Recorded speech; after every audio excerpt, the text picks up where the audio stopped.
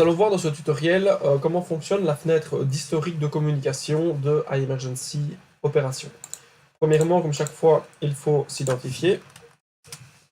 Voilà. Ensuite, dans Ouvrir, Communication, vous voyez l'onglet Historique. En fait, l'onglet Historique permet en une seule fenêtre d'avoir tout l'historique des communications sortantes d'iEmergency Opération. Donc, vous avez notamment le paging, les SMS, les SDS. Vous voyez ici que les trois voyants sont disponibles. Ils permettent d'indiquer si les serveurs sont actifs ou inactifs. Vous voyez que sur la version de démonstration ici, le serveur SDS n'est pas actif. Le serveur SMS et le serveur de paging sont quant à eux actifs. Vous voyez également ici qu'on retrouve plusieurs types de messages envoyés. Donc ici, ce sont des SMS, des SDS. Et vous voyez même ici sur cette ligne-ci, c'est un message sonore. Donc c'est un pilotage de l'interphonie du poste ici dégueusé qui a été envoyé et qui a été effectivement bien joué. Vous voyez ici des messages pager.